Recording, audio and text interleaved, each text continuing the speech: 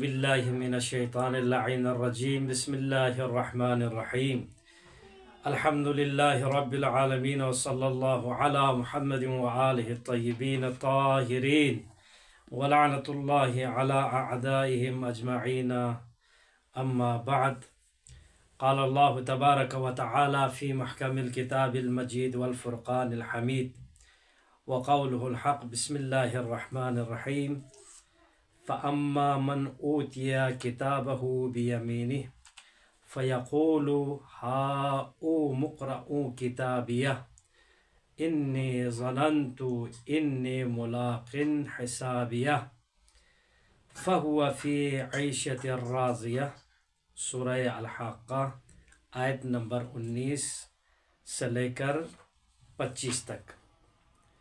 محترم سامعین و ناظرین کرام، گزشتہ درس میں ہم یہ بیان کرنے کی کوشش ہم نے جو کیا تھا وہ موت کے بعد کی عجیب جو دنیا ہے اس کے بارے میں ہمارے جو ادراک ہم نہیں رکھ سکتے، وہاں پر اس کی مثال ہم نے پیش کیا تھا۔ جس طرح وہ جنین جو شکم مادر میں ہے وہ اس دنیا کے بارے میں معلومات ادراک نہیں رکھ سکتے، وہ محدود دنیا میں ہے، اسی طرح ہم یہاں پر جو ہماری نظر میں وسیع کائنات ہے، ہم اس عالم کے بنسبت ہماری بھی معلومات اور کیا کہتے ہیں محدود ہے، ان کے دوسرے عالم کے ہم حقائق کو درک نہیں کر سکتے۔ یہ ہمارا عقیدہ تھا۔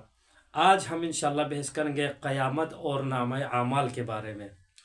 آیت اللہ مکارم شیرازی علی اللہ المقامہ فرماتے ہیں کہ قیامت ہمارا عقیدہ ہے کہ وہ اعمال جو ہمارے اعمال کی، وہ نامہ اعمال جو ہمارے اعمال کی نشاندہی کر رہے ہوں گے، اس دن یعنی بروز قیامت ہمارے ہاتھ میں دیے جائیں گے۔ وہاں پر نیک لوگوں کا نامہ اعمال ان کے دائیں ہاتھ پر، جبکہ برے لوگوں کا نامہ اعمال ان کے بائیں ہاتھ میں دیا جائے گا۔ نیک اور مؤمن لوگ اپنا اعمال جب ان کے دائیں ہاتھ میں دیے جائیں گے یہ دیکھ کر خوش ہوں گے، جبکہ برے لوگ اپنا نامہ اعمال بائیں ہاتھ میں جب دیا ہے تو وہ دیکھ کر بہت غمگین اور پریشان ہوں گے۔ قرآن نے اسی منظر کو پیش کیا ہے، فرمایا فَأَمَّا مَنْ أُوتِيَ كِتَابَهُ بِيَمِينِهِ فَيَقُولُ هَاؤُمُ اقْرَءُوا كِتَابِيَهْ إِنِّي ظَنَنْتُ أَنِّي مُلَاقٍ حِسَابِيَهْ فَهُوَ فِي عِيشَةٍ رَاضِيَةٍ وَأَمَّا مَنْ أُوتِيَ كِتَابَهُ بِشِمَالِهِ فَيَقُولُ يَا لَيْتَنِي لم اوتا کتابیہ، یعنی وہ شخص جس کا نامہ اعمال اس کے دائیں ہاتھ میں دیا جائے گا وہ خوشی سے پکارے گا کہ اے اہل محشر، اس طرح کہیں گے میرا نامہ اعمال پکڑ کر دیکھو، مجھے یقین تھا میں اپنے اعمال کا نتیجہ پاؤں گا۔ وہ ایک پسندیدہ زندگی گزارے گا، لیکن جس شخص کا نامہ اعمال اس کے بائیں ہاتھ میں دیا جائے گا وہ کہے گا اے کاش، اے اہل محشر، اے کاش میرا نامہ اعمال مجھے نہ دیا جاتا، تو اس طرح سے اظہار افسوس کرتا ہے وہاں پر۔ تو یہ انسان، اس آیت سے ہمیں یہ بات واضح ہو گئی ہے کہ ہمارے بروز قیامت جو اعمال نامہ دیا جائے گا وہ اعمال کو ہمارے ہاتھوں میں دیا جائے گا۔ اچھے لوگ، اچھے نیک اعمال والے لوگوں کے دائیں ہاتھ میں، برے اعمال والے لوگوں کے بائیں ہاتھ میں دیا جائے گا، اور اچھے اعمال والے وہاں پر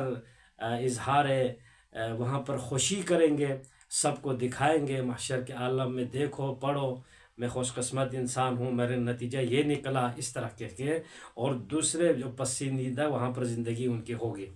اور دوسرے جو برے لوگ ہیں ان کے نامہ اعمال بائیں ہاتھ میں دیکھیں، وہ بھی اہل محشر کو دکھائیں گے، دیکھیں میرا اعمال کیا ہوا ہے، نامہ اعمال میں کیا لکھا ہے، کیا ہوا ہے میرا اعمال، اور میرا جو اعمال ہے مجھے دیا نہ جاتا، تو کہہ کر یہ افسوس اور حسرت کریں گے وہاں اس میدان میں۔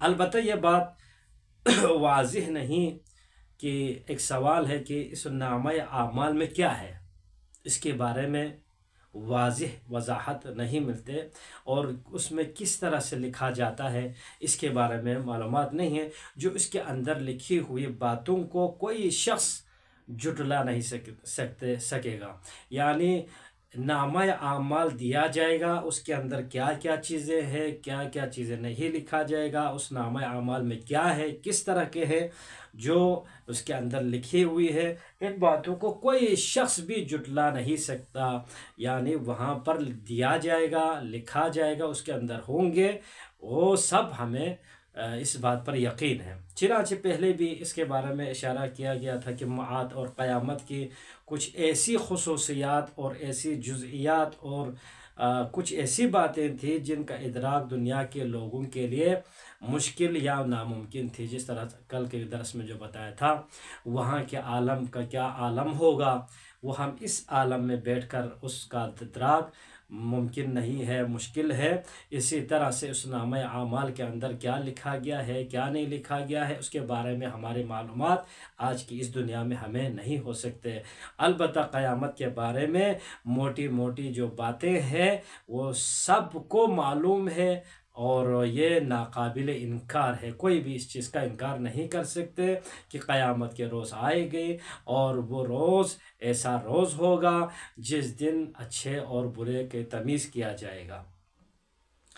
تو محترم، یہ نامہ اعمال کے حوالے میں سے ہمارا عقیدہ ہوا، اور قیامت کے میدان میں وہاں پر چند گواہ بھی ہوں گے۔ اس گواہ کے بارے میں ہمارا عقیدہ کیا ہے، قیامت کے گواہ کے بارے میں؟ تو اس بارے میں ہمارا عقیدہ ہے قیامت کے دن اللہ کے علاوہ خود ہمارے اعمال پر گواہ اور شاہد ہے۔ اللہ تو شاہد ہی شاہد ہے، وہ گواہ ہی گواہ ہے، جو ہم عمل انجام دیتے ہیں یہاں پر اس کا اللہ گواہ ہے۔ اللہ کے علاوہ کچھ دوسرے گواہ بھی ہمارے اعمال پر گواہی دیں گے۔ ہم عمل کر رہے ہیں لیکن وہ لوگ گواہی دیں گے۔ وہ کون کون ہے؟ ایک تو اللہ ہے، اور دوسرا فرماتے ہیں کہ دوسرے گواہ بھی ہوں گے ہمارے اعمال کے اوپر۔ ایک تو قرآن میں جو آیا ہے وہ ایک ہمارا ہاتھ ہے، ہمارے جو ہاتھ ہے وہ گواہ ہوں گے، پاؤں ہے، اور ہمارے بدن کی جو جلد ہے، جو چمڑا ہے، یہ بھی گواہ ہوں گے، اور وہ زمین جس پر ہم رہ رہے ہیں وہ زمین بھی کل قیامت کے روز گواہ ہوگی، اور اس کے علاوہ دوسرے تمام چیزیں ہمارے اعمال کی گواہ اور شاہد وہاں پر دیں گے، گواہی دیں گے۔ اس لیے قرآن مجید میں سورہ یاسین میں یہ آیت ہے، الْيَوْمَ نَخْتِمُ عَلَىٰ أَفْوَاهِهِمْ وَتُكَلِّمُنَا أَيْدِيهِمْ وَتَشْهَدُ أَرْجُلُهُمْ بِمَا كَانُوا يَكْسِبُونَ، یعنی ہم آج، یعنی قیامت کے دن، یعنی آج ان کے منہ پر مہر لگا دیں گے، اور ان کے ہاتھ ہمارے ساتھ گفتگو کریں گے۔ منہ پر مہر اور ہاتھ سے گفتگو فرمائیں گے، اور ان کے پاؤں ان کے کاموں کی گواہی دیں گے۔ ہمارے جو پیر ہے، پاؤں ہے، جہاں جس جگہ جائے وہ پیر گواہی دیں گے۔ سورہ یاسین آیت نمبر 65۔ ایک اور مقام پہ ارشاد ہوا، وَقَالُوا لِجُلُودِهِمْ لِمَ شَهِدتُّمْ عَلَيْنَا قَالُوا أَنْطَقَنَا اللَّهُ الَّذِي أَنْطَقَ كُلَّ شَيْءٍ، یعنی اس دن، یعنی وہ اپنے بدن کے چمڑوں سے کہیں گے۔ کون؟ یہ انسان، ہم خود، ہم اپنے چمڑوں سے کہیں گے بروز قیامت، تم نے ہمارے خلاف کیوں گواہی دی؟ تو یہ چمڑے بولیں گے، وہ جواب میں کہیں گے، جس خدا نے جس چیز کو گویائی عطا کی ہے اس نے اسی طرح ہمیں بھی گویائی عطا کی ہے، اور تمہارے اعمال سے پردہ ہٹانے کی ذمہ داری ہمیں سونپی ہے۔ تو یہ انسان یہاں پر بیٹھ کر جو بھی اعمال انجام دے دے اس کے لیے گواہ ہے۔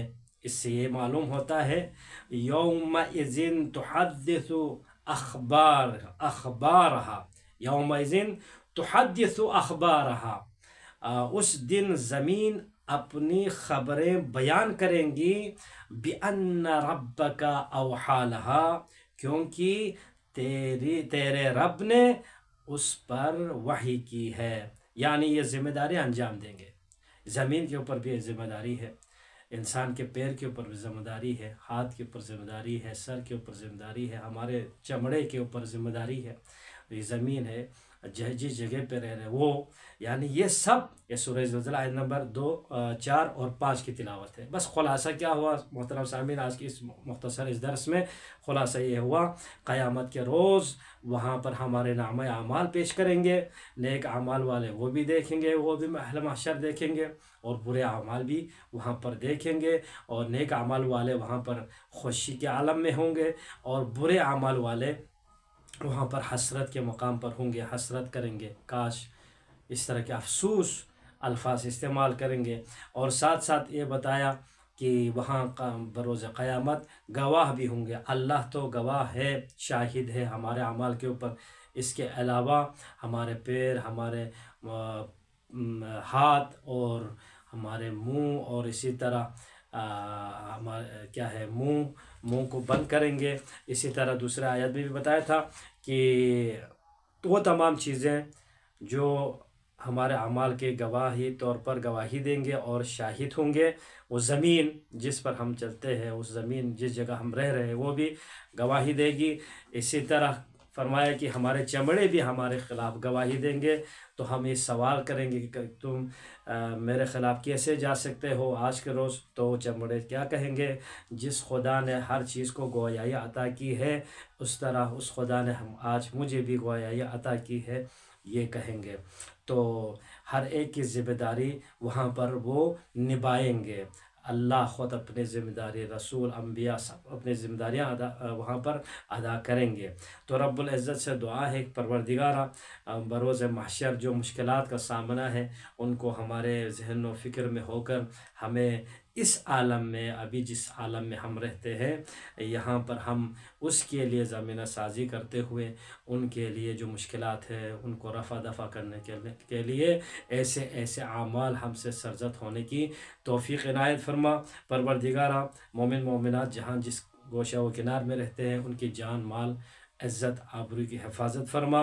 امام زمانہ کے ظہور میں تعجیل فرما، ہمیں ان کے خصوصی اعوان و انصار میں سے قرار دے۔ اللہم صلی علی محمد و آل محمد۔